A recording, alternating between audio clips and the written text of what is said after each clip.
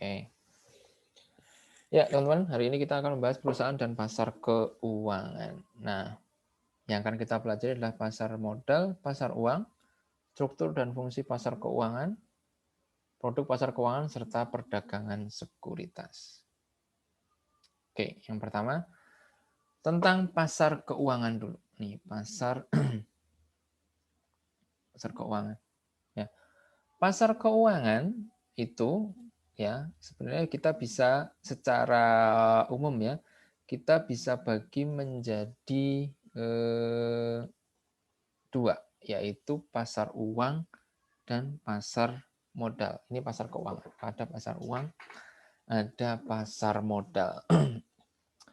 Apa beda antara pasar uang dan pasar modal? Nah, untuk teman-teman di sini jangan ketika mendengar pasar uang jangan dianggap ini adalah suatu pasar untuk tukar menukar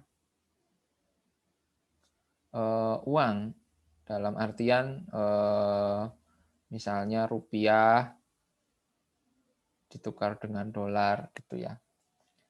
Itu tidak ya. Kalau ini namanya pasar valuta asing. Ya, bukan pasar uang. Ya. Lalu apa itu pasar uang? Bedanya dengan pasar modal adalah sebenarnya hanya pada jangka waktunya dari surat berharga yang diperjualbelikan. Jadi antara pasar uang dan pasar modal ini semuanya ya memperjualbelikan surat berharga ya atau instrumen keuangan. Sama sebenarnya. Bedanya apa? Bedanya untuk pasar modal itu yang diperjualbelikan ya adalah jangka panjang. Jangka panjang. Sementara pasar uang, dia surat berharganya berjangka pendek. Itu yang membedakan antara pasar modal dan pasar uang. Secara sederhananya seperti itu. Ya.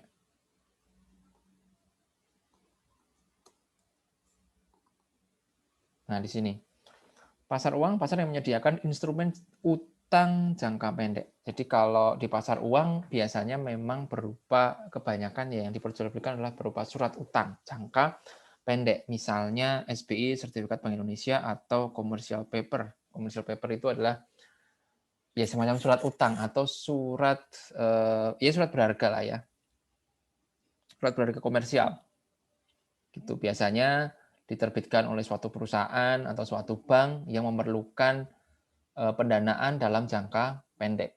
Nah, bukti surat itu ya itu dinamakan yang diperjualbelikan itu dinamakan sebagai commercial paper, surat utang ya. Jadi kita kalau kita butuh duit gitu ya, butuh duit, maka kita menerbitkan surat utang. Gitu ya. Lalu ada investor di sini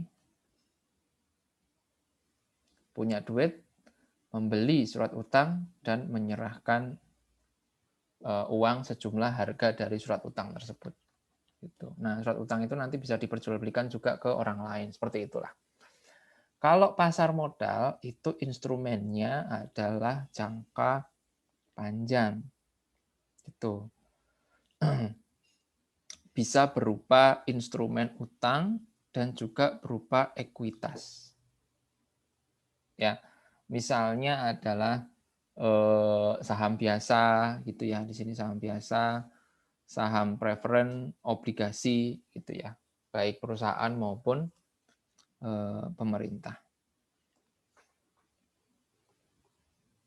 Gitu ya. Jadi ini pasar modal pokoknya dia jangka panjang atau lebih dari setahun ya. Kemudian kalau pasar uang berjangka pendek kurang dari 1 tahun. Bisa 7 hari, bisa 18 hari, 30 hari, 60 hari, 180 hari, 6 bulan kayak gitu.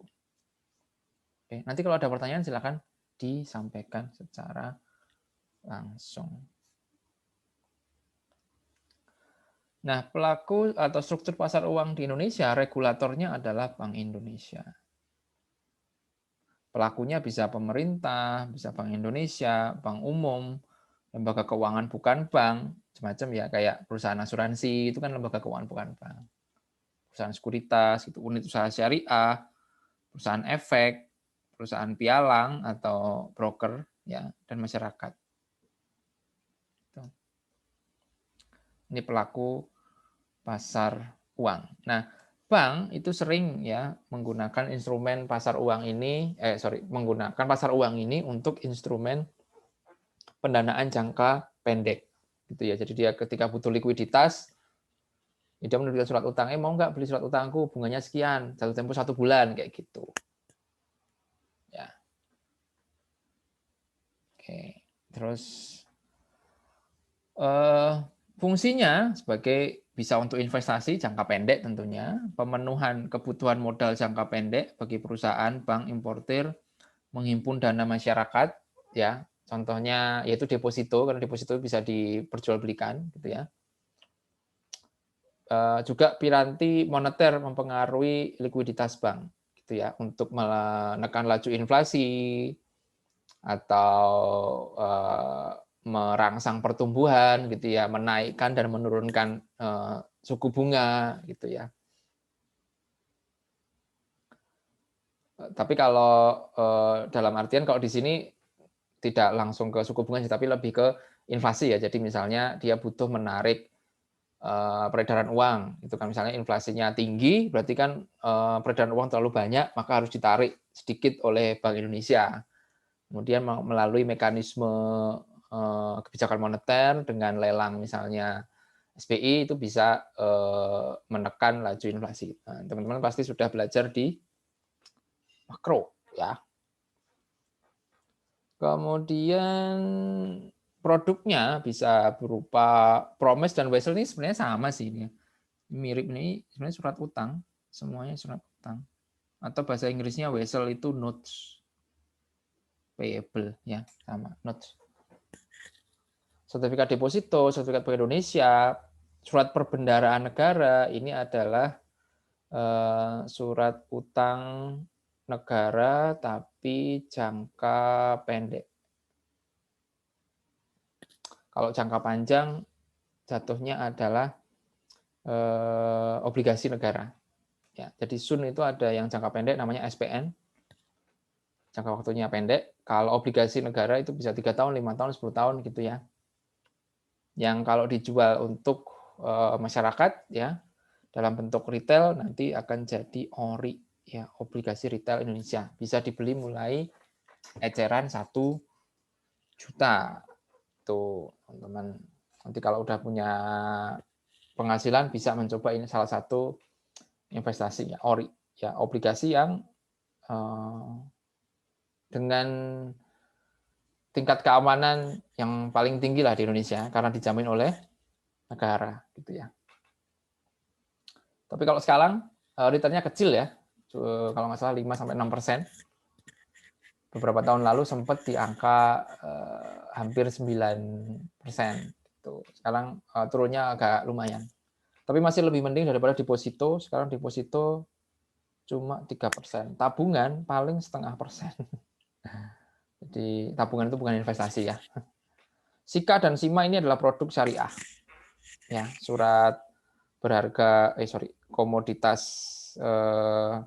ya pokoknya syariah gitulah ya. Oke. Sekarang ke pasar modal. Nah, pasar modal itu regulatornya adalah OJK. Kalau di buku nanti kebanyakan itu ceritanya tentang Amerika. Kalau Amerika ini namanya SEC, Security Exchange Commission. Itu kalau di Indonesia Otoritas Jasa Keuangan. Nah, di bawahnya itu ada bursa efek, ada lembaga clearing dan penjaminan, ada lembaga penyimpanan dan penyelesaian. Nah, secara sederhananya gini teman-teman. Bursa efek itu adalah pasarnya. Pasar. Kayak supermarket lah. kita milih-milih barang. Nah, gitu ya, milih-milih barang. Cap cip cup ya gitu ya. Cuman kalau supermarket kan barangnya langsung kita bawa. Tapi kalau saham ini jadi kayak kita ngelihat etalase gitu ya, kayak foto. Mau pilih mana, Pak? Nah, pilih barang A, barang B, barang C kayak gitu. Ini bursa efek ya, pasar. Lembaga clearing dan penjaminan itu ibarat kasir, tempat membayar gitu. Atau tempat kalau kita sebagai penjual, jadi itu kayak apa sih? Teman-teman mungkin pernah lihat kantin di sebuah mall atau di sebuah kampus gitu ya, yang bayarnya itu terpusat di satu kasir. Jadi kita, Pak beli ini tapi bayarnya di sana, kayak gitu ya. Jadi di semua mall kadang kayak gitu kan. Beli ini dapat kwitan apa sih stroke gitu, nanti bayarnya di kasirnya di situ. Nah, itu adalah lembaga clearing. Jadi dia yang kalau kasir kayak di food court sebuah mall gitu kan ya. Itu kan misalnya kita beli KFC gitu kan ya. Beli KFC, beli paket A. Oke. Kan dapat stroke-nya kan, lalu di entry nih, oh beli paket A di KFC. Maka kasir nanti dengan programnya akan mencatatkan KFC nanti akan menerima deposit dari si orang yang bayar yang beli ini gitu. Misalnya beli dengan harga 10.000, si kasir menerima 10.000, kemudian di-okein sama dia, terus dia mungkin dikasih tanda untuk ngambil ayamnya, KFC-nya gitu kan ya. Lalu dengan entry komputer itu, otomatis rekeningnya si KFC akan ditambah 10.000 karena itu menjadi hak dia. Nah, itulah fungsi dari lembaga clearing dan penjaminan. Gitu, dia menerima pembayaran dan membayarkannya ke yang berhak. Yang beli maka harus ditagih pembayarannya, yang jual maka dia dikasih duit hasil penjualannya. Nah, Lembaga Penyimpanan dan Penyelesaian atau Kustodian Sentral Efek Indonesia, KSEI. Jadi ini ada KPEI, ada KSEI, mirip-mirip ya. KPI sama KSEI. KSEI itu ibarat tempat ambil atau simpan barang. Jadi kalau tadi kita misalnya habis beli order KFC, paket A 10.000, cekrik kita ke kasir bayar 10.000, dikasih tanda buat ngambil paket A-nya, kita ke KFC lagi ngambil barangnya. Pak, saya yang paket A tadi. Oh iya, karena sudah dikasih tanda sama kasir, akhirnya kita dikasih ayamnya. Seperti itu kira-kira mekanisme di bursa efek dan peran-peran lembaga-lembaga di dalamnya. Gitu. Kemudian ada juga lembaga penunjangnya, semacam perusahaan efek. Maka kalau kita pengen jadi investor di pasar modal, kita harus datang ke perusahaan efek, menjadi nasabah, setor duit di sana, setor buka rekening istilahnya, misalnya setor 10 juta. Nah, ini nanti sudah kayak connect sama kasir, sorry. Bukan ini.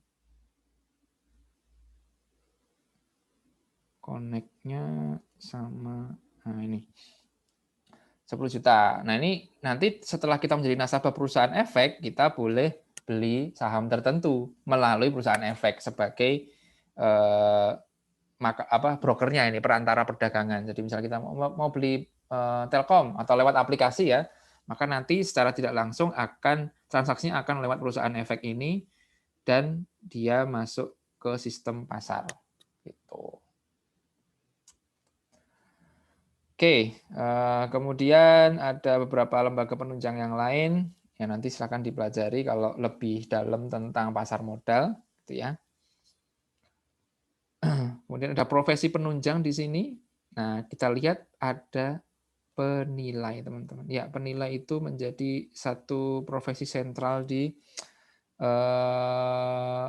pasar modal karena beberapa aksi korporasi dan peristiwa di pasar modal itu membutuhkan peran penilai. Contoh ketika terjadi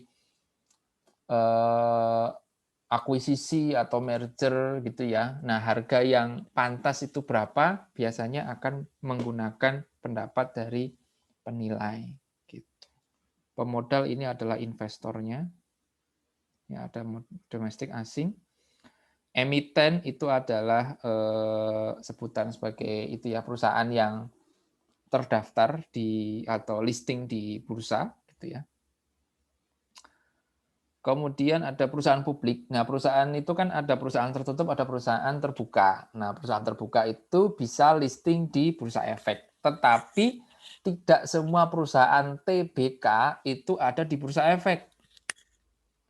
Ya, jadi perusahaan terbuka itu adalah perusahaan yang bisa menerbitkan sahamnya ya ke publik ya serta mendapat modal dari masyarakat secara umum, secara terbuka gitu ya.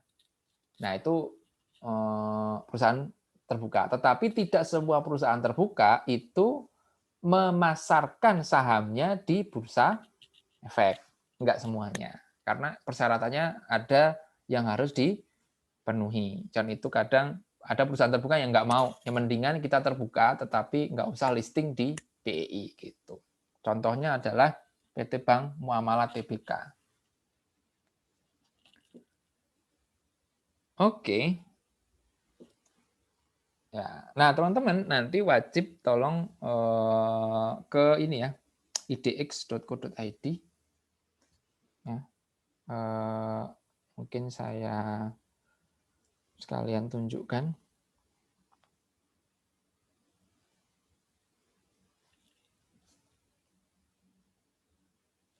Sebentar. Teman-teman nah, sini. idx.co.id. Ya. Dan di sini kita bisa lihat berbagai informasi ya tentang pasar modal. Nah, nanti bagi teman-teman yang tentunya karena sangat berkaitan erat dengan materi di manajemen keuangan 2, jadi mau nggak mau kita harus belajar tentang pasar modal gitu ya. Jadi sebenarnya teman-teman itu di penilai itu sudah banyak nantinya akan banyak belajar tentang ilmu investasi yang selain itu berguna bagi profesi kalian, juga sangat berguna sangat bisa langsung diterapkan ya, langsung diterapkan bagi kehidupan pribadi kalian. Kalian sudah tahu, wah investasi properti itu kayak gini ternyata. Dan saya sendiri juga mempraktekkan waktu itu. Nah, artinya baru menyadari ya, ternyata saya dulu mempraktekkan ilmunya penilai. Artinya waktu saya lulus D3, ya, waktu D4, dengan gaji yang segitu kok saya merasa kalau kayak gini terus saya nggak bakal punya rumah. Terus kalau saya ambil KPR juga nggak susah gitu loh, gaji saya cuma segini. Akhirnya belajar, ternyata kamu bisa mengejar ya kenaikan harga properti itu kalau kamu bisa investasi properti dari sekarang aja gitu. Jadi kamu bisa dapat return yang banyak nanti di kemudian hari. Nah, waktu itu kebetulan saya sedikit konsultasi sama orang tua, saya pengen cari tanah nih buat investasi gitu. Oh ya udah nanti tak cariin, dicariin orang tua, ketemu tuh ada di dekat Bandara Adi Sumarmo, Solo. Ada orang kaya gitu ya di desa tuh. Sawahnya dijadiin komplek perumahan, baru dikapling-kapling gitu, sawah kering. Waktu itu rumahnya masih sedikit banget, orang baru ya kan. Terus saya dapat info itu, akhirnya utang bank, ambil kredit, belilah tanah di situ, masih murah, karena masih belum ada rumahnya. Ditinggal 5 tahun, tanah saya itu jadi sendirian yang satu-satunya belum dibangun. Karena waktu itu kan memang saya nggak niat bangun rumah, saya cuma investasi tanah aja. Gitu. Yang saya nggak perlu ngerawat, tapi returnnya lumayan. Ternyata benar, 5 tahun setelahnya, itu sudah banyak yang nawar. Kanan kirinya. Jadi kan itu kayak kanan kiri saya itu, yang kiri itu dokter, yang kanan itu apa gitu, usaha apa gitu. Ya lumayan cukup orang kaya lah. Jadi udah pengen nih rumahnya pengen dilebarin dan itu sebelahnya itu pas tanah saya. Jadi kan saya punya daya tawar kan, pengen lebar ya. Jadi saya bisa kayak sedikit punya bargaining gitu kan. Karena lokasinya kalau dia mau melebarin rumah kanan kiri nggak bisa, orang belakang udah ada rumah, kiri udah ada rumah, cuma bisa di sebelahnya itu, dan itu rebutan antara rumah yang samping kiri sama samping kanan ya kan. Jadi saya punya bargaining nih gitu. Alhamdulillah dijual waktu itu, akhirnya dapat return 300%. Nah, lumayan kan. Returnnya 300%, teman-teman. Oh, sorry, returnnya 200%. Jadi harganya jadi 300%. Jadi lumayan. Ya, itu satu investasi yang sangat membantu saya untuk punya rumah ya akhirnya. Lumayan. Nah, selain itu teman-teman juga belajar tentang pasar modal kan gitu ya.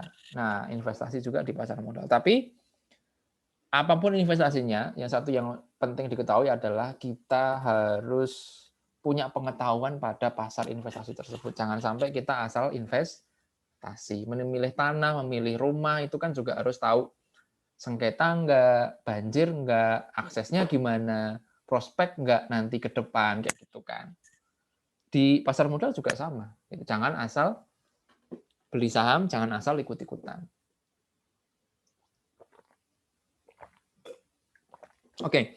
Nah, di sini teman-teman bisa lihat ikhtisar pasar. Di sini ada komposit. Nah, ini dinamakan sebagai indeks saham. Ya. Kalau komposit itu dikenal sebagai IHSG, indeks harga saham gabungan. Seluruh ini indeks harga saham gabungan. Ini mencerminkan seluruh saham yang ada di pasar BI. Ya. 5.900 ya turun ya kalau kita lihat di sini dari trennya ya, dari trennya sempat ke 6.000 lebih tapi sekarang ada di sini. Ada di ya minus ya, artinya lagi lesu lah gitu. Lagi lesu. Nah, kalau LQ45 di sini ini adalah saham terliquid di BEI gitu ya, sebanyak 45 saham ya yang terpilih yang ada di BEI ya. Jadi 45 saham terliquid yang ada di BEI ya, terpilih. Nah, ini saham-saham blue chip atau saham-saham unggulan nih katakanlah gitulah, perusahaan-perusahaan besar. Indeksnya sekian ya, tentunya indeksnya lebih kecil ya karena pesertanya juga lebih kecil ya. Nah, ini juga minus seperti itu. Nah, kemudian ada indeks-indeks yang lain. Ini indeks itu semacam ya kumpulan saham-saham yang terpilih. Ya, ada LQ45 anggotanya ABCDE. IDX 30 anggotanya A, B, X, Y, Z misalnya kayak gitu. Tergantung dari kriteria dalam indeks masing-masing. Hanya kayak kelompok-kelompok gitu ya, kayak kelompok-kelompok saham lah gitu. Nah, ini menandakan bahwa pasar lagi minus nih, lagi kurang oke lah gitu. Tapi pasar lagi minus itu kadang sebagai investor justru kesempatan. Karena apa? Harganya lagi turun. Kalau indeksnya ada di sini atau di sini, itu berarti mayoritas harganya lagi pada naik. Kan gitu. Kalau kita punya keyakinan, oh ini harganya lagi koreksi, lagi jelek nih. Padahal harusnya harga-harga saham itu atau indeks saham itu harusnya ada di sini. Kalau kita beli di sini, nanti kita nunggu dan itu bisa naik, lalu kita jual, nah maka kita untung. Nah, seperti itulah. Oke. Nah, ngomong-ngomong tadi tentang belajar pasar modal, maka teman-teman di sini saya sampaikan saya pengennya teman-teman belajar dan membuat rangkuman nanti ya. Bukan klik sorot di investor lalu pilih ini baru belajar pasar modal, klik. Nah, ini dasar-dasar lah ya, macam-macam nih. Nah, ini ada nih virtual tour BI apa macam-macam. Nah, di sini kalian bisa lihat video ya seperti ini, investasi pasar modal gitu ya, terus struktur pasar modal kayak gimana, ini langsung dari IDX saham dan obligasi, perdagangan saham di bursa, ada juga tentang reksadana, terus buka rekening online perusahaan sekuritas. Kalau sekarang sih sebenarnya lewat Tokopedia dan lain itu sudah banyak ya, jadi gampang lah. Reksadana juga lewat Bibit juga ada. Nanti teman-teman bisa belajar itu. Itu ya. Oke, ini ada galeri virtual tour-nya. Ya nantilah teman-teman Tinggal ikuti juga ya bisa sosial media dari BI ya.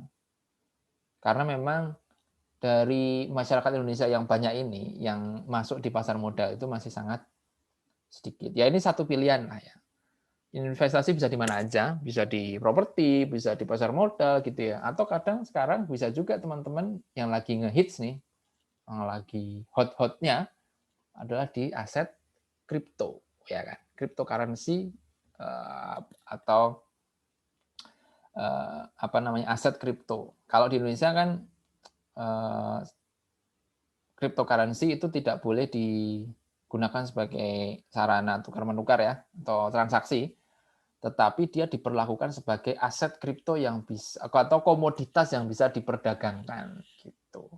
Kayak emas ya, emas perak itu dulunya kan untuk tukar menukar ya. Nah di Indonesia itu nggak boleh buat transaksi beli jual beli kan nggak boleh, tetapi emas itu sebagai komoditas, sebagai barang yang diperjualbelikan. Nah, Bitcoin sebagai salah satu contoh dari cryptocurrency, nah itu diperlakukan kalau di Indonesia legal ya, diakui oleh sudah ada bursanya atau ininya di Indonesia itu diperlakukan sebagai aset yang bisa diperdagangkan. Sama kayak emas, ibaratnya kayak gitulah. Emas dulu kan uang, cryptocurrency itu juga future currency kata orang-orang begitu kan. Nah itu bisa teman-teman bisa juga di sana. Tetapi kalau aset kripto memang masih dianggap risikonya sangat tinggi, walaupun returnnya juga sangat tinggi. Nah itu, tapi risikonya juga sangat tinggi.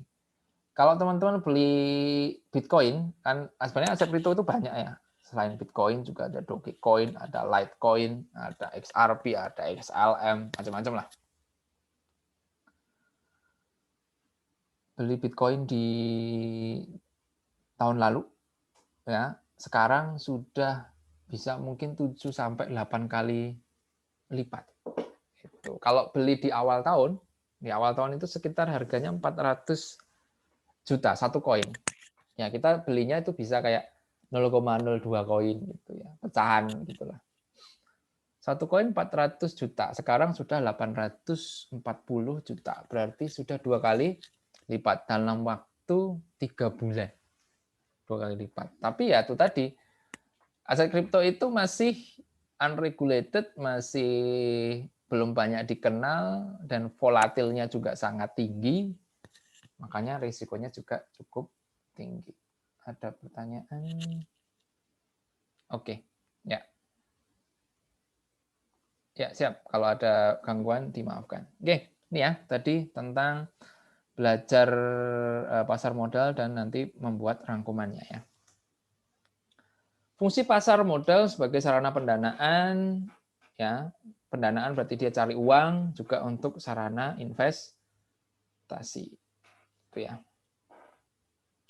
Produk-produk dari pasar modal, ada saham, ada obligasi, ada reksadana, ada ETF, nanti kita akan jelaskan apa itu. Ya. Saham, ya, tadi ada saham biasa, saham preferen gitu ya.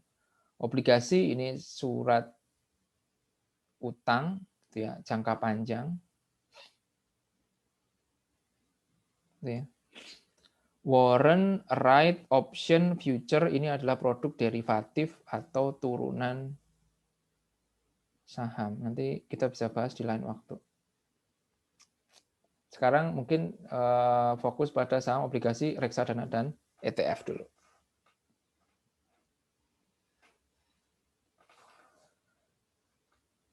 Oke. Nah, dalam pasar keuangan itu ada peran institusi ya, peran institusi keuangan atau perusahaan di bidang keuangan, gitu ya.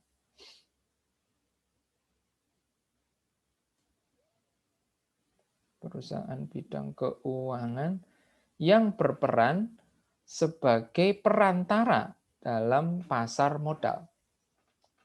Ya, ada macam-macam perantaranya. Ada bank komersial itu bank umum lah, ya, bank BRI, BNI biasa itu ya.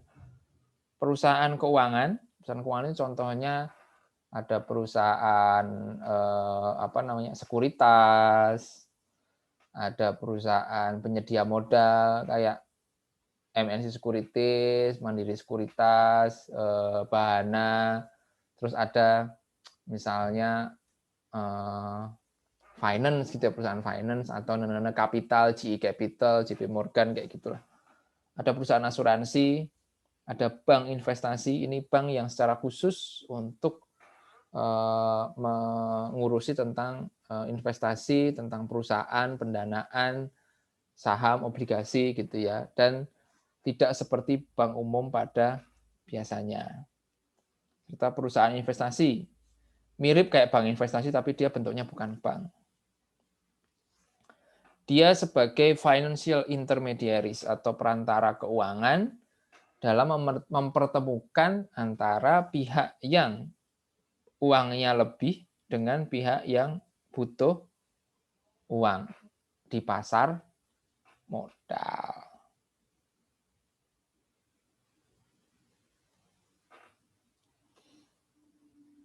Oke, nah sekarang kita sampai jam 4:30 ya.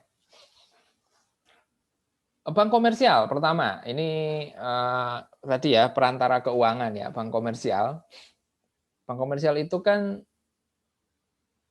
dia menawarkan tabungan, deposito gitu ya. Dia menghimpun dana dari masyarakat, masyarakat atau dari dunia usaha, gitu ya. Oke, kemudian dia meminjamkan uang itu kepada pihak lain atau dia menyediakan jasa deposito, lalu meminjamkannya pada usaha, memasarkannya pada produk-produk investasi dasar. Gitu. Ya deposito, ya apa namanya? Kemudian dia harus muter uangnya kan ya. Ada uangnya diputar ke kredit, KPR, kredit mobil, kredit usaha, atau diinvestasikan dalam saham ataupun produk-produk pasar uang.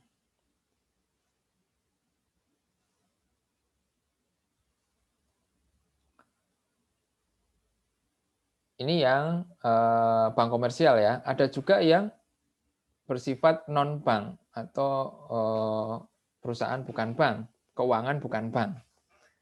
Contohnya ada perusahaan jasa keuangan yang belakangnya pakai finance itulah ya. Sebenarnya ya, Adira Pegadaian kayak gitu-gitu. Ya, BPJS itu ya, itu asuransi ya. Ada perusahaan asuransi, contohnya kayak Prudensial, BPJS itu. Kan BPJS itu kan menerima perusahaan asuransi itu kan jual polis. Polis itu kontrak asuransi. Polis itu kayak BPJS ya, maka peserta itu membayar premi. Membayar premi itu membayar iuran. Kalau BPJS kan ada iurannya per bulan gitu ya, per tahun. Nah, dengan membeli polis dan membayar premi ini, maka nanti si pembeli akan dapat perlindungan. Ya, kita akan dapat perlindungan. Kalau BPJS perlindungan berupa biaya rumah sakit dan obat kan gitu ya. Kalau sakit, operasi atau melahirkan atau apa semuanya gratis ya. Itu namanya perlindungan. Nah, perlindungan itu kan memerlukan biaya. Nanti ketika diklaim ya itu kan perlu biaya. Maka premi ini akan dikelola oleh perusahaan asuransi, diinvestasikan ke salah satunya di pasar modal gitu ya. Supaya apa? Supaya dia bisa melaksanakan perlindungan itu kalau terjadi klaim. Itu ya. Kemudian ada bank investasi, ya adalah bank yang memang khusus mengurusi tadi ya IPO, merger, penerbitan saham, obligasi dan lain sebagainya. Contoh Goldman Sachs, Mandiri Sekuritas gitu ya. Dan perusahaan investasi yang lain nanti kita juga akan belajar.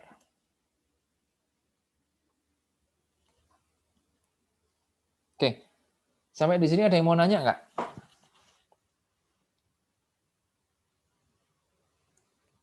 Silakan, kalau ada yang bertanya. Izin bertanya, Pak. Oke, Vindi. Ya, Pak. Tapi nggak terlalu ke pelajaran nggak apa ya Pak? Nggak apa. Saya penasaran, kan pasar uang itu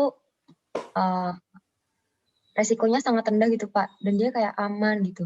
Nah kenapa, tadi kan Bapak bilang kalau pasar uang itu lebih aman karena dijaga oleh pemerintah. Nah, tapi kenapa benar-benar aman gitu Pak, grafiknya tuh naik terus nggak pernah turun walaupun kemarin tuh ada corona gitu-gitu Pak. Oke. Ya, mungkin sedikit, thank you pertanyaannya Vindi ya. Sedikit saya, bentar ya, saya catat biasanya dicek chat dulu. Sebentar. Vindi. Jadi yang saya sebutkan tadi aman itu adalah ini khusus untuk surat perbendaharaan negara karena ini adalah surat utang yang dikeluarkan oleh pemerintah gitu. Nah, surat utang yang lain contohnya surat berharga komersial gitu ya, Promes, Wesel gitu ya, Sikasima yang ini adalah produk syariah. Ini kan dikeluarkan oleh pihak swasta ya, badan usaha yang mana ada risiko gagal bayar. Kalau yang mengeluarkan negara atau katakanlah SBI kan ya nggak mungkin. Kalau SBI kan oleh Bank Indonesia, bukan pemerintah, tetapi dia adalah institusi yang bank sentral loh, gitu loh, pasti kan inilah.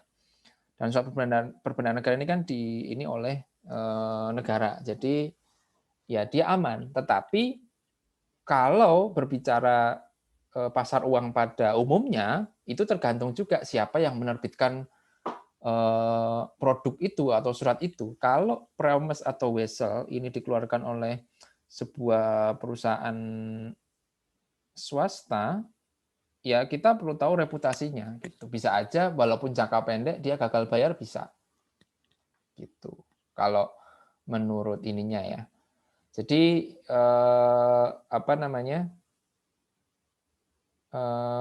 Produk-produk ini tentunya tidak semua 100% safe, enggak.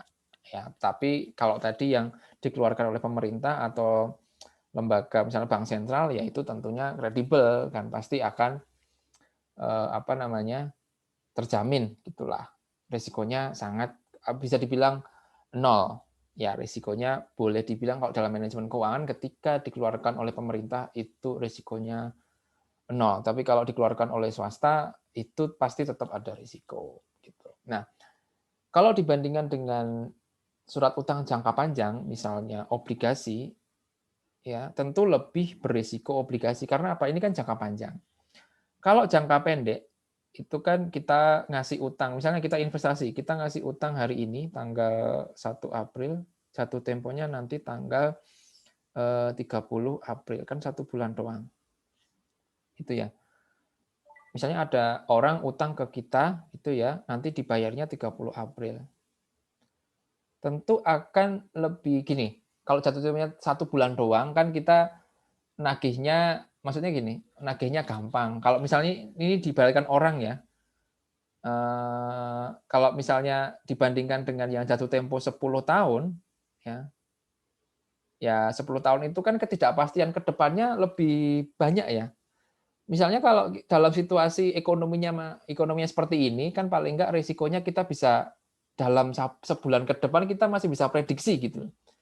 Tetapi kalau ada orang utang membayarnya 10 tahun mendatang, kita kan nggak tahu 10 tahun mendatang dia masih kaya nggak ya, 10 tahun mendatang perusahaannya dia masih jalan nggak ya, 10 tahun mendatang dia kayak gimana ya, itu kan masih lebih resikonya lebih tinggi, tingkat ketidakpastiannya kan pasti lebih tinggi, kayak kira-kira seperti itu. Kira-kira menjawab nggak pertanyaannya? Menjawab Pak, terima Oke, kasih. ya. Oke, saya lanjutkan ke yang tadi ya. Nah, ini ada perusahaan jasa keuangan. Perusahaan jasa keuangan itu biasanya adalah perusahaan yang dia itu punya duit,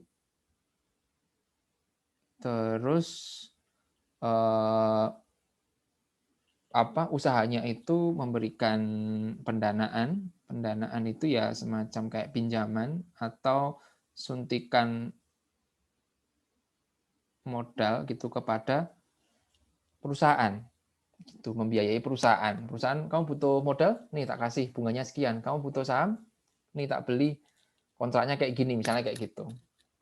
Kamu butuh utang, nih tak kasih bunganya sekian, kayak gitulah. Ya, perusahaan jasa keuangan. Multi finance lah. Kalau teman-teman kayak Adira gitu ya, itu kan memberikan pendanaan di sektor retail kecil. Ngasih utang buat beli motor kan gitu ya, beli mobil gitu ya. Kalau dalam skala yang lebih besar dia mainnya di perusahaan. Contoh di GE Capital, General Electric. Di Indonesia ini terus terang perbankan kita itu banyak dikuasai oleh lembaga keuangan, jasa keuangan dari Jepang. Contohnya kalau teman-teman lihat nanti pemegang sahamnya atau penguasa dari Niaga, Permata, kayak bank-bank swasta NISP, kayak gitu-gitu ya, yang bahkan mungkin beberapa pemegang saham di BUMN itu nggak jauh-jauh dari, kalau nggak Sumitomo Mitsui, ada Mitsubishi.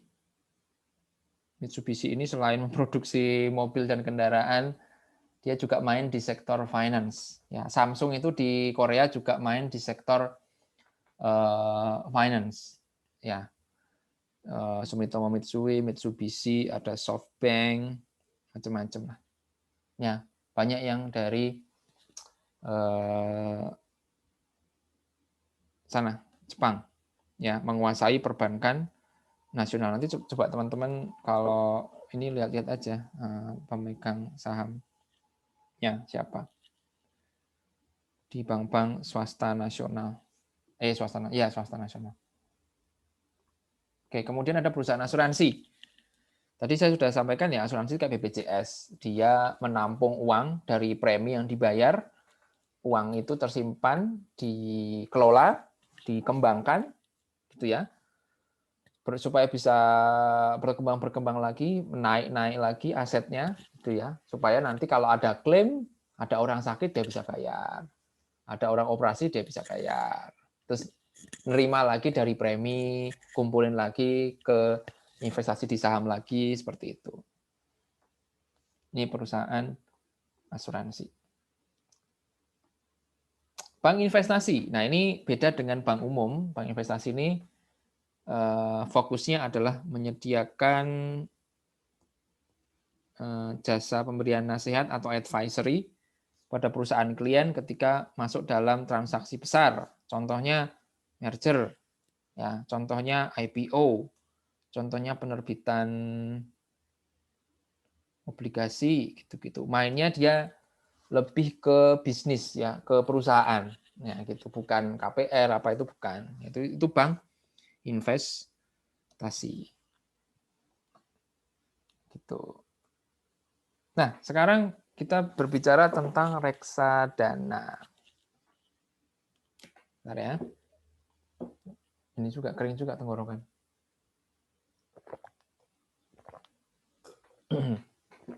Oke. Reksadana. Nah, sebelum saya menerangkan reksadana, saya mungkin gini, supaya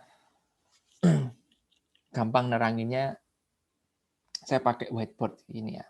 Jadi gini, reksadana itu adalah salah satu bentuk investasi di pasar modal. Ya. Mungkin teman-teman kalau sudah ada yang kenal Bibit yang dari Tokopedia, nah itu salah satu contoh dari produk reksadana yang dikelola oleh Bareksa. Bareksa itu perusahaan sekuritas yang mengeluarkan produk itu, kira-kira seperti itu. Jadi gini teman-teman, kalau kita pakai whiteboard, nah investasi di pasar modal itu salah satu alternatifnya itu kita beli saham sendiri, kita mengelola dalam kurung beli, jual, gitu ya, portofolio secara mandiri. Gitu ya. Portofolio itu kumpulan investasi kalian, kumpulan saham-saham, gitu kira-kira. Jadi apa yang kita lakukan? Kita datang ke perusahaan sekuritas, buka rekening tadi ya, buka rekening, udah deposit tuh. Nah, deposit itu kan modal kita nanti untuk bisa trading. Lalu kita bisa beli dan jual saham, gitu kan. Nah, secara mandiri, misal kita mau apa ya? Oh, kita pengen beli Telkom, kita pengen beli Bank Mandiri, kita pengen beli Bakri, gitu ya. Ini kode perusahaan yang ada di pasar modal ya. Jadi ada 4 inisial gitu ya, yang baku. Jadi tiap-tiap perusahaan akan yang terdaftar di sana akan punya inisial gitu ya. Oh, saya pengen Bank BRI aja lah, itu misalnya. Nah, kalau kita secara mandiri, maka ini yang kita lakukan. Kita milih sendiri apa yang kita beli. Kita milih sendiri kapan kita beli, kapan kita jual.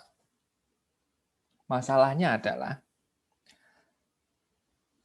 orang yang mau mandiri mengelola portofolionya sebaiknya memiliki pengetahuan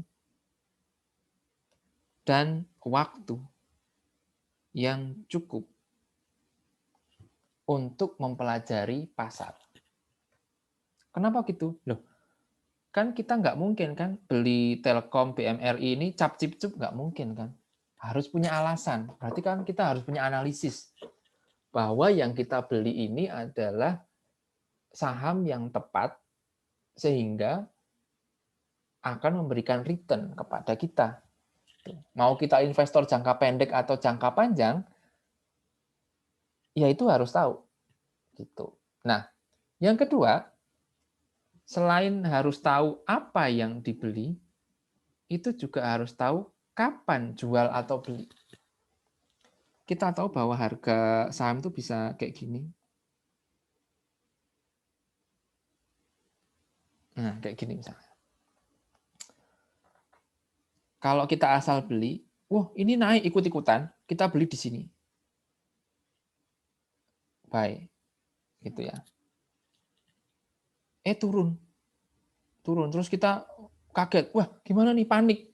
Terus dijualnya di sini. Sell. Habis kita jual karena panik, ternyata naik lagi. Kita beli lagi di sini. Wah, ternyata naik. Beli lagi. Terus turun, kita panik, kita jual di sini. Yang terjadi apa? Uang kita habis. Beli tinggi, jual rendah. Beli tinggi, jual rendah. Ya kan? Makanya ini penting, kapan kita harus beli, kapan harus jual. Itu.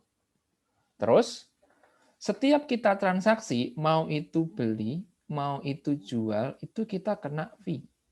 Fee perdagangan. Kalau nggak salah 0,5%. Mau beli, mau jual, mau untung, mau rugi, kita tetap harus bayar fee. Jadi kalau kita pengen punya 30 saham, supaya kalau punya satu saham doang kan ini ya, resiko ya. Kalau itu nanti kolaps kan payah juga nanti. Mungkin kita akhirnya pilih atau membeli 30 saham. Berarti 30 saham, untuk 30 kali beli aja, kita harus bayar 30 kali fee. Itu belum tentu untung loh ya. Dan kita harus kayak, ya tetap harus memperhatiin lah pasarnya. Gitu ya. Ada juga yang bilang, kan saya jangka panjang, ya udah yang penting beli merem aja. Tapi ya kalau merem apa ya kita nggak evaluasi gitu ya. Dalam 1 tahun, 2 tahun apa ya kita nggak evaluasi apakah investasi kita ini sudah memberikan return bagi kita. Ada loh yang dalam jangka panjang kalau dihitung-hitung beberapa saham itu return-nya sangat kecil, bahkan di bawah deposito. Jadi grafiknya itu kayak awalnya naik gitu, tapi terus turun. Jadi ini selama 10 tahun, jadi kayak nggak ada bedanya gitu. Kita beli di harga 1.000, ini juga harganya kembali ke 1.000. Di sini harganya sempat di 5.000. Kan kayak kita nyesel, waduh kenapa pas 5.000 nggak tak jual ya, kan gitu ya. Nah, itu kan pusingnya kita berinvestasi, ya kan? Ini kalau kita mengelola secara mandiri.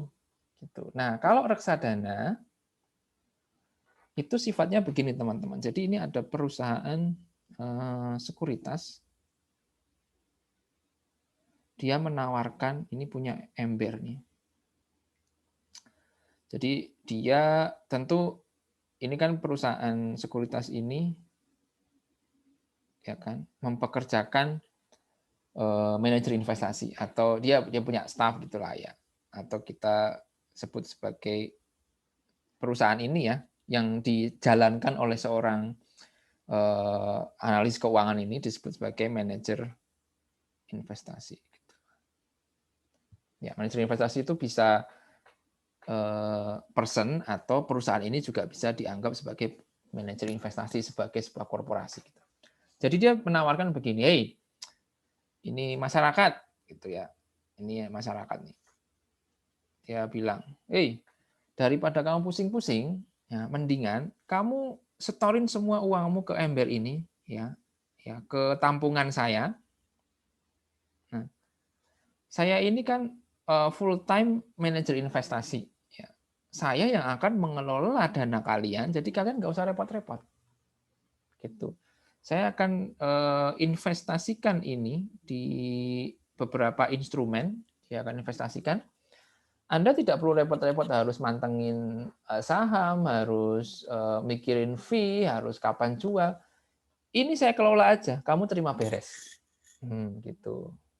Nanti saya akan terima fee, intinya gitulah. Nah, investasi ini tergantung pilihan Anda, masyarakat. Gitu. Dia bilang, kamu pengen apa? Uangmu pengen diinvestasikan di pasar uang, boleh. Jadi biasanya reksadana itu ada pilihannya, ada pasar uang, boleh. Diinvestasikan di pasar modal berupa saham, boleh. Diinvestasikan di pasar modal berupa obligasi doang, boleh. Atau mix, boleh. Jadi ada macam-macam. Atau saham syariah, boleh. Gitu. Jadi tinggal pilih. Ini produk A, produk B, produk C, produk D, produk E. Kamu mau pilih mana? Saya punya ember yang banyak. Titipkan saja uangnya, mau pilih A, B, C, D, atau E, nanti saya yang akan mengelola. Jadi ini seperti dana kolektif ya, yang dihimpun dari masyarakat oleh sebuah perusahaan sekuritas, kemudian diolah manajer investasi ke dalam pasar-pasar keuangan seperti yang diinginkan si investor. Kalau investor maunya, saya pengen saham semua, oh boleh. Ada juga ya, saya pengen setengah saham, setengah obligasi, boleh. Gitu ya. Jadi biasanya perusahaan sekuritas ini akan menawarkan berbagai produk. Mau syariah Pak, mau perusahaan properti, mau khusus indeks LQ45, mau obligasi aja. Nah, tergantung. Kalau obligasi return-nya kecil tapi risiko kecil. Saham risiko besar, return bisa besar. Gitu. Pasar uang return-nya relatif kecil.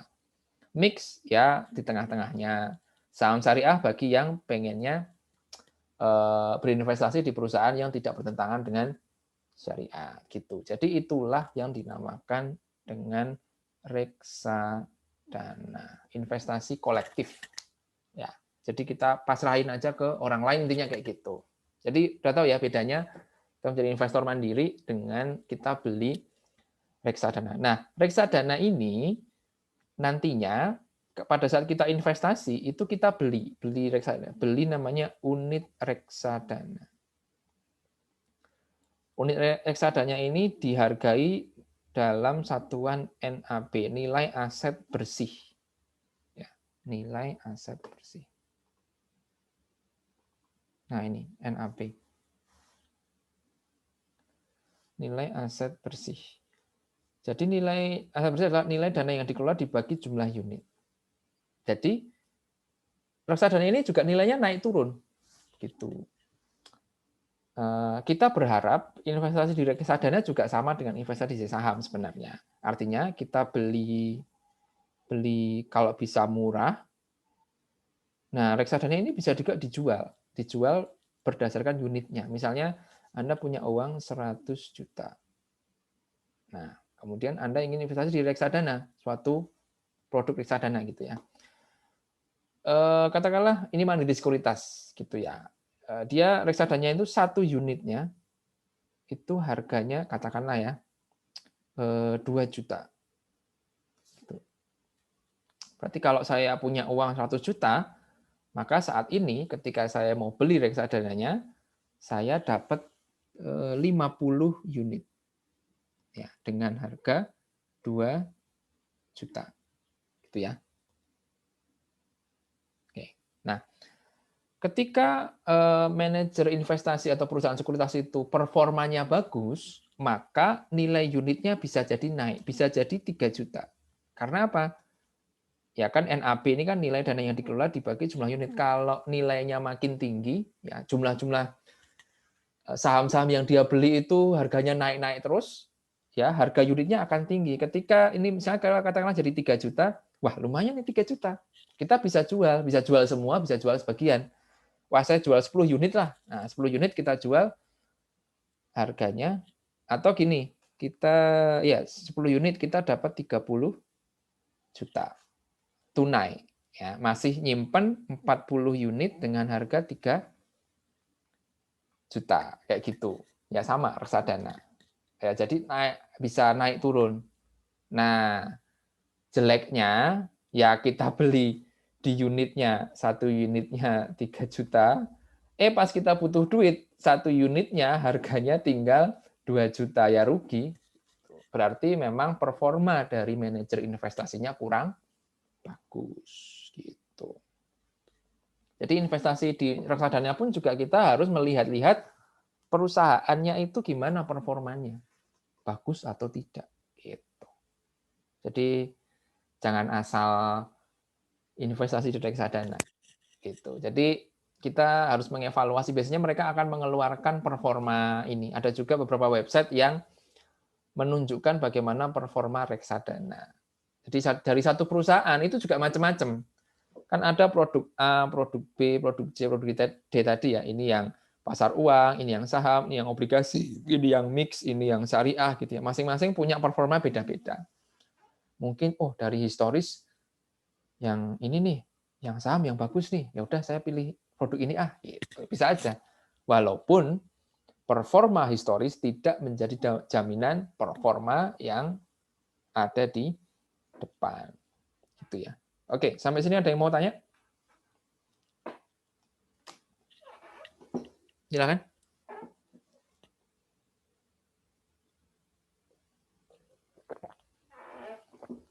Izin bertanya, Pak. Oke. Zarfan, silakan. Dalam misalnya kita investasi reksadana ini, kita harus tetap melihat-lihat juga itu IHSG gitu, Pak. Kalau misalnya reksadana saham gitu, harus memantau IHSG juga. Misalnya kita beli merah, IHSG lagi merah, kita beli reksadananya, nanti kan cenderungnya naik gitu, Pak. Atau gimana ya, Pak? Ya, bisa aja. Kita bisa lihat ini biasanya historis. Kalau kita investasi di saham langsung, kadang-kala kita lihat IHSG atau grafik dari saham yang akan kita beli. Itu kalau kita beli saham mandiri ya. Tapi kalau kita beli reksadana, maka acuannya bisa macam-macam. Dalam artian satu yang bisa menjadi pertimbangan kita adalah bisa juga kalau kita pengen reksadanya saham ya, bisa juga dari IHSG, bisa juga dari grafik NAB, NAB dari reksadananya. Harga NAB dari reksadana itu gimana grafiknya, posisinya gitu. Lagi historisnya gimana? Lagi turun, lagi tinggi atau gimana? Kan gitu. Kita kan pengennya beli di NAB rendah, jual di NAB tinggi. Gitu. Jadi selain IHSG, bisa juga kita melihat historis dari harga NAB-nya. Gitu. Paham ya, Zarvan? Iya, NAB ini kayak apa ya? Kayak IHSG juga tapi khusus reksadana gitu, Bang. NAB itu adalah harga unit, harga kalau kita beli reksadana. NAB ini bukan IHSG. Kalau IHSG kan yang ngeluarin ini kan BEI selaku regulator kan. Dia menghitung indeks harga saham secara keseluruhan. NAB ini yang mengeluarkan adalah ya si perusahaan itu sendiri. Jadi kalau kita ke perusahaan sekuritas, ada produk A, produk B, produk C, produk D, kita harusnya ya kalau sebagai investor yang pintar itu melihat produk A ini historis NAB-nya gimana gitu. Sekarang di harga berapa, dulunya gimana, grafiknya kayak gimana. Jadi dia kayak harga produk. Jadi NAB ini setiap produk, setiap perusahaan akan mengeluarkan NAB yang berbeda-beda karena sesuai dengan kan menghitung NAB ini kan ini nilai dana yang dikelola. Kalau perusahaan itu mengelola suatu kan dia mengelola produk A, produk B, produk C, reksadana A, B, C gitu kan. Nah, ini A ini kan misalnya ini adalah pasar uang gitu ya atau obligasi katanya obligasi gitu ya. Ya nanti nilainya berdasarkan nilai dana yang dikelola di sini semua, di kantong ini semua gitu. Yang B yang saham ya ada di kantong ini gitu ya. Nilainya adalah uang yang ada di kantong ini diinvestasikan di mana aja. Kalau saham-sahamnya lagi turun, maka seluruh nilai uang yang ada di kantong kan nilainya juga turun kan. Maka NAB-nya juga turun gitu. Jadi NAB itu harga kita beli reksadana. Harga, ya NAB itu harga. Kayak harga saham. Kalau ini harga reksadana. Teknikalnya gitu ya, Bang? Hah? Gimana? Teknikalnya gitu, sejenis teknikal gitu. Teknikal saham gitu. Harga saham, Iya.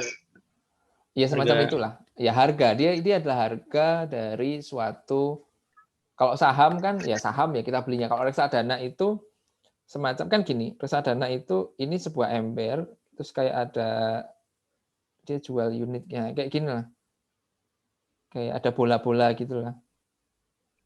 Nah kita beli 1 bola, 2 bola, 3 bola gitu. Satunya ini berapa sih?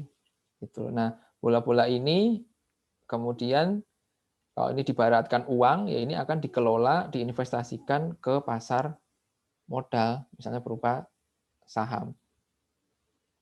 Gitu. Kalau nilai dari bola-bola ini, ya itu mengacu pada harga saham kan. Kalau harga sahamnya tinggi, ya nilai bola-bolanya tinggi. Kalau harga sahamnya lagi turun, misalnya ini harga sahamnya lagi turun, ya, harga saham yang sudah dibeli tadi ya, harganya tiba-tiba turun, ya harga bola-bolanya ini akan rendah gitu kira-kira.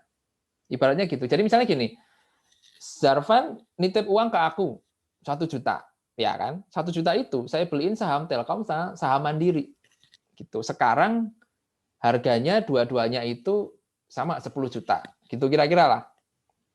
Terus seminggu kemudian Zarvan tak kabari, harga saham Telkom sama harga saham Mandiri yang tadi saya beliin dari uangmu, sekarang nilainya jadi 15 juta nih, gitu. Berarti nih NAB-mu naik, gitu. Terus, sekarang jadi 15 juta ya? Yaudah saya jual deh, ya udah. Berarti saya menjual saham Telkom sama Mandiri itu, uangnya saya kembaliin ke kamu, itu reksadana. Paham ya? Terima kasih, Bang. Gitu, oke. Ada yang lain? Izin bertanya, Pak. Ya, boleh silakan. ya, Pak? Yuk. Lagi. Siapa nih? Vindi. Kan ya. Di reksadana tadi, kenapa Pak kok di reksadana itu ada cut off time-nya? Kayak semama apabila kita transaksi dana sebelum jam 1, itu berarti ikut NAB hari ini. Sedangkan kalau setelah jam 1 itu ikut NAB besoknya. Kenapa enggak kayak jam tutupnya di pasar saham? Kan kalau kayak gini jadi kita tuh kayak analisisnya susah, Pak. Tiba-tiba waktu kita analisis IHSG-nya di hari itu kan lagi naik nih Pak sampai jam 1. Sorenya tiba-tiba sebelum tutup tiba-tiba ada aja gitu Pak turun. Terus gimana Pak cara analisisnya juga? Pertanyaan bagus nih, Vin. Saya tak catat dulu. Bentar ya. Vindi lagi ya.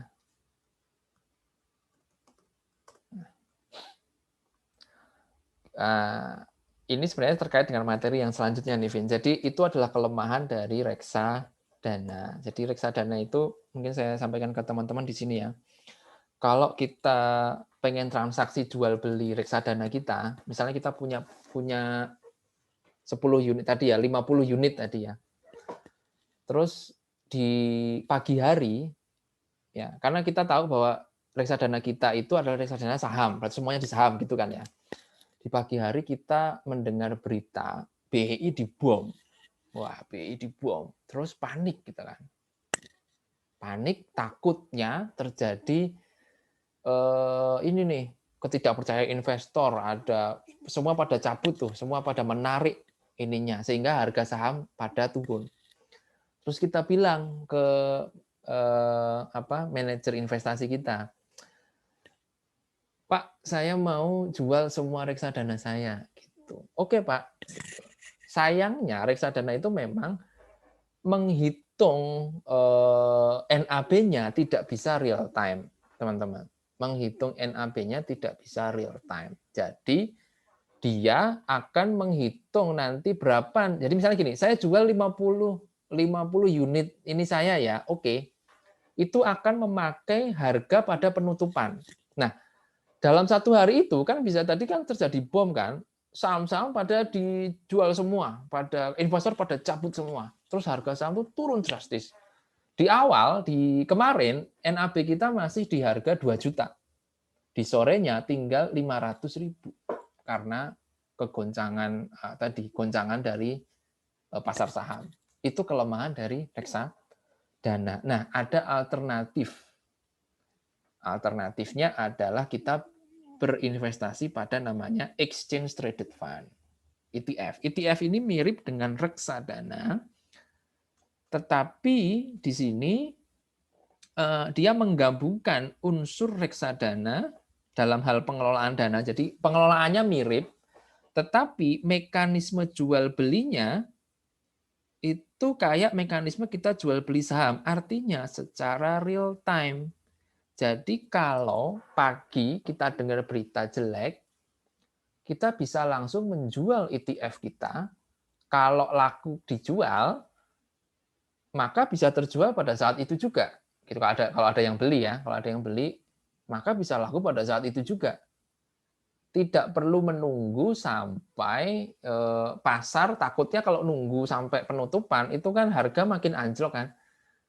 Ya paling enggak kita bisa cut loss lah gitu. Itu pakai ETF. Jadi seperti itu, Vindi. Memang kelemahan reksadana adalah kalau kita transaksi sebelum jam 1, kita tetap dapat harga tapi penutupan di hari itu. Menunggu penutupan dulu. Tapi kalau lebih dari jam 1, kita pakai NAB besoknya lagi. Jadi tidak real time. Itu jeleknya reksadana. Sehingga apabila ada kabar buruk yang bisa cepat mempengaruhi bursa dan kita investasinya di saham, ya itu jeleknya itu akan kita kayak terlambat, kita nggak punya waktu, kita harus mau nggak mau nunggu gitu. Kalau ETF beda, itu ya Vindi ya. Itu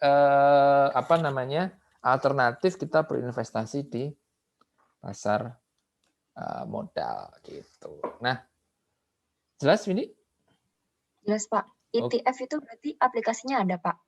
ETF itu dikeluarkan juga oleh perusahaan sekuritas, tapi terbatas. Sekarang hanya ada 6 sekuritas kalau nggak salah yang mempunyai produk ETF. Nah, kalau kita sudah berlangganan di suatu, kita menjadi nasabah di suatu ini sekuritas, maka mereka pasti punya aplikasi untuk jual beli ininya, produknya gitu. Kayak kita di bank lah, kita ke Mandiri, BNI, mereka masing-masing punya M-Banking kan. Kita mau ambil, transfer, buka deposito kan gitu ya. Nah, masing-masing perusahaan sekuritas itu juga punya platformnya masing-masing. Nah, tinggal kita cari mana platform yang bagus, yang reliable, kayak gitu, yang user friendly, kayak gitu. Baik Pak, terima kasih. Oke, ya. Semuanya tetap bergantung, kita nggak bisa langsung ke pasar ya, kita tetap melalui perusahaan sekuritas. Oke. Ya, sebentar saya record. Ya silakan Fitri.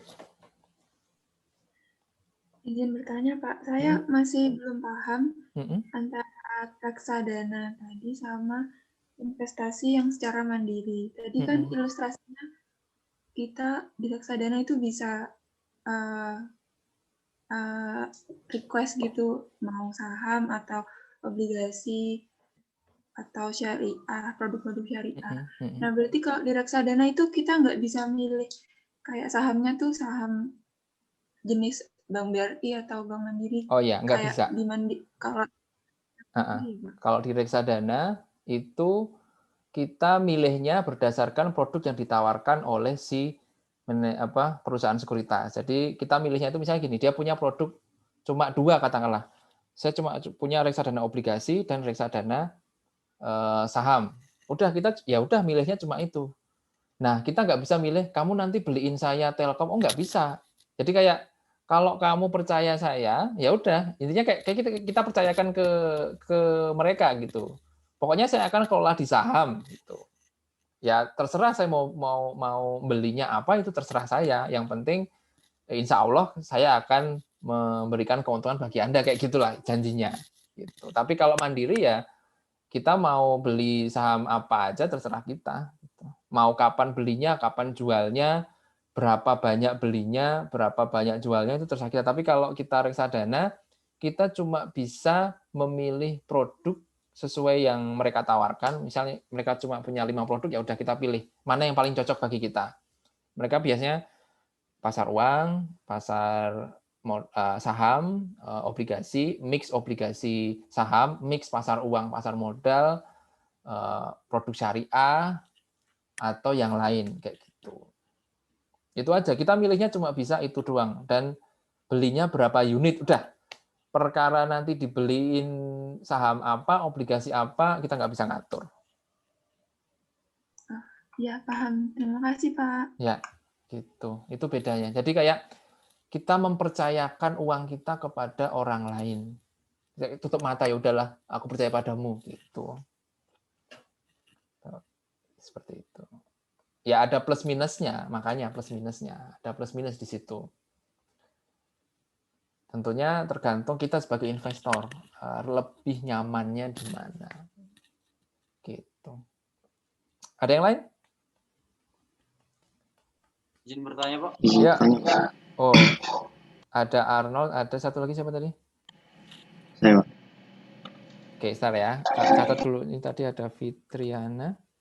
Sekarang Arnold. Oke, Arnold, silakan.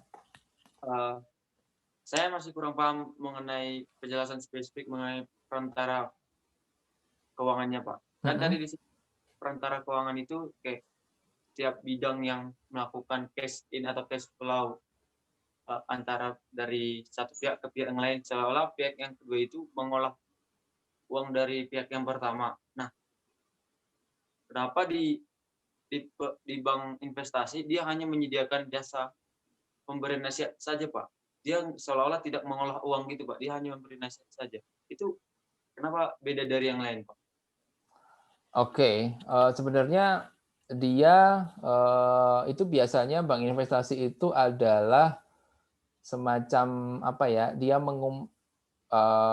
bank tetapi punya dia membatasi operasinya gitu. Jadi misalnya dia hanya terima dana dari misalnya perusahaan, atau dia kayak produknya dia itu tidak istilahnya, dia tidak main di KPR, dia tidak main di kredit kecil-kecilan mikro, tetapi dia mainnya itu di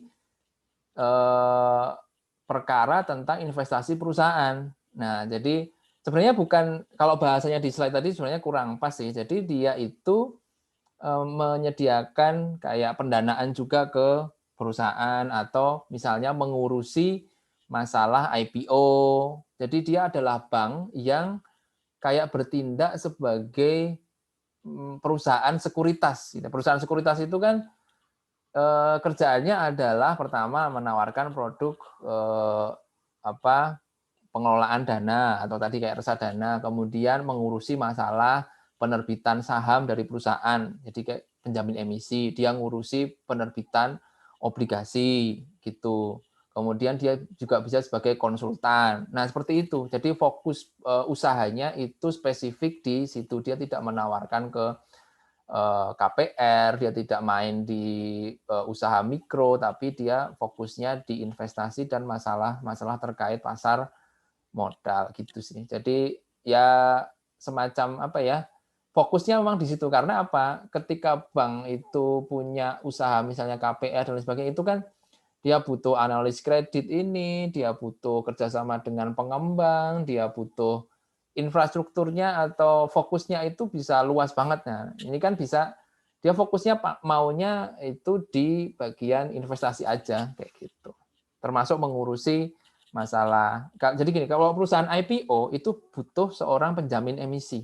Bukan seorang, kayak perusahaan penjamin emisi. Penjamin emisi itu adalah yang ngurusi masalah bagaimana saham itu bisa terbit dan harganya berapa. Dia yang mengkonsultasikan, oh ini harganya sekian. Jadi misalnya gini, kalau katakanlah Gojek, Tokopedia mau IPO katakanlah ya. Nah, itu dia harus menghubungi penjamin emisi. Penjamin emisi akan ngurusi, oke, saya akan jualkan. Tugasnya penjamin emisi adalah memastikan bahwa seluruh sahamnya Gojek akan terjual. Peraturan di Indonesia, kalau sampai sahamnya tidak terjual oleh publik, nggak laku, penjamin emisi yang menanggungnya atau membelinya.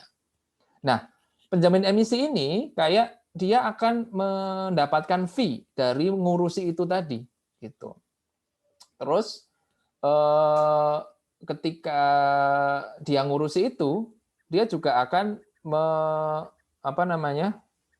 semacam memberikan harga yang pas gitu ya. Misalnya gini, Gojek, kalau dijual harganya terlalu tinggi, ya maka kan bisa nggak laku. Kalau nggak laku, maka penjamin emisi yang wajib membelinya. Kan rugi kan? Nah, berarti kan harganya harus diset supaya harganya tinggi tapi laku semua. Gitu. Kira-kira itu bisnisnya. Hanya fokus bisnisnya di sektor situ saja. Kira-kira gitu. Satu lagi tadi mungkin biar nggak ada yang kelewat. Tadi kan Bapak menyebutkan kalau reksadana itu yang mengelola itu tidak mengeluarkan fee, membeli atau menjual itu, Pak. Oh, bukan. Maksudnya bukan itu tidak kena fee, tapi kita terhindar dari, maksudnya gini, pada saat mereka mengelola jual beli, mereka tetap kena fee, tapi kan kita ini ketika beli reksadana sekali ya sudah, masalah perdagangannya itu nanti dihitung kita tidak kena transaksi fee-nya itu satu-satu gitu loh. Paham nggak maksud saya?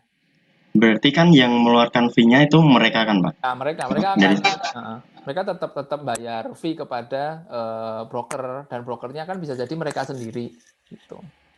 Terus kalau yang mengeluarkan fee itu mereka itu dapat keuntungannya dari mana ya, Pak? Kalau ya misal mereka kalau dapat fee dari untung. pengelolaan ini pertumbuhan aset.